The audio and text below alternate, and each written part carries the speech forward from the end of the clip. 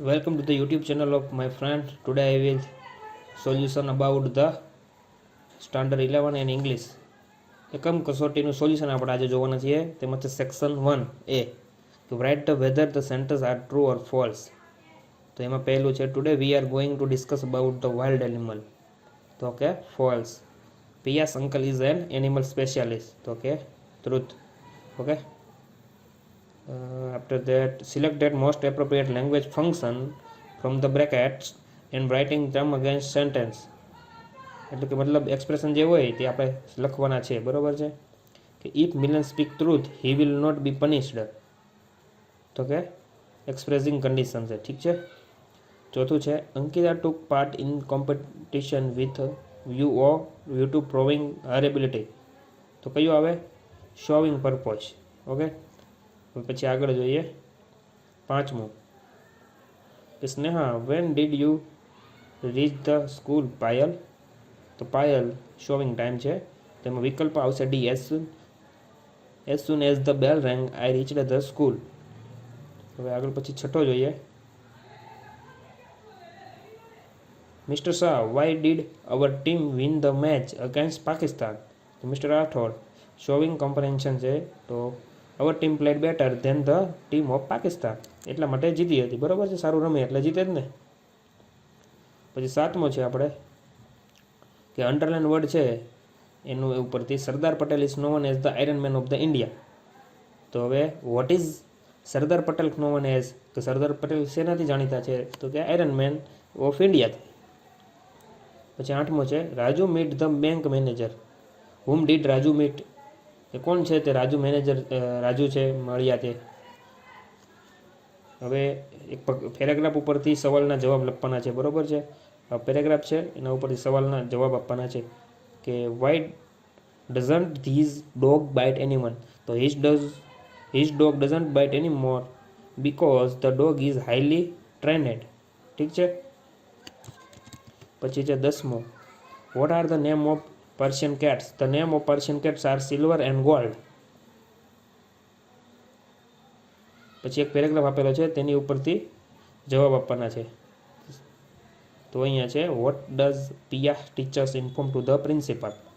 કે Piya teachers inform to the principal that Piya has a delightful monkey as a pet. આ છે 11મોનો જવાબ. 12મો આવશે whom would the principal call to his office. એમાં આવશે the principal would call Piya's brother to his office. એટલે કે પિયાસ brothers. ઠીક છે. 12માં પછી 13મો જોઈએ કે એમાં સેક્શન સી શરૂ થાય છે કે read the extract and answer the question. એટલે કે પેરેગ્રાફ ઉપરથી જવાબ આપવાના છે, પહેલી જેમ જ છે, બરોબર છે. પછી આવશે 13મો સવાલ એમાં કે વોટ ડીડ ઇરિડિક to wild Officer will playing on his lyre. ઠીક છે. Erudit began to the pick some flower while Orpheus was playing in his lyre. બાદમાં તો 14માં what did Orpheus decide after her death? બરાબર છે. After her death Orpheus decided go to the land of the dead and bring her back. પછી 15માં what was the condition of Orpheus after her death? તો એની પછી આવે છે after Har death Orpheus was full of grief. His life changed completely. He could neither play on his lyre nor sing.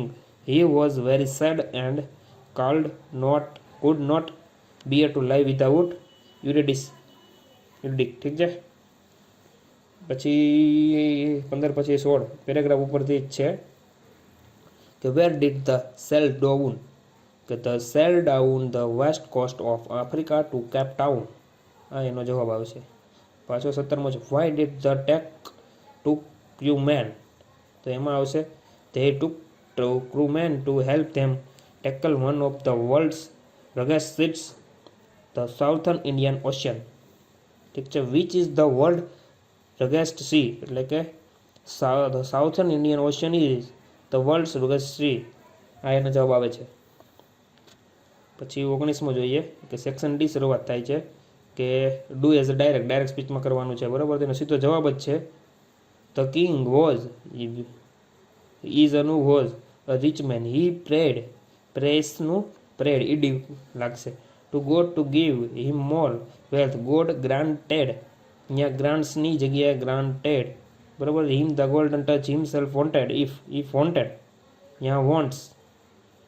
Two test it so I tires, બરાબર છે. આ એમ જવાબ હતા. પછી છે રઘુવીર Sharma writes an email to the bank manager on sba.gandhinagar@gmail.com to issue a new chequebook. તો આ રીતનો એનો જવાબ આવશે.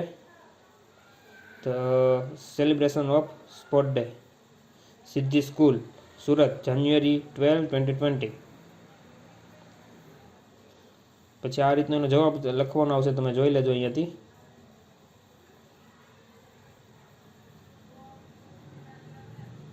પોલ જમ્પ વાળો છે, અહીંયા 5 સેકન્ડ પુશ કરું છું, તમે જોઈ લેજો.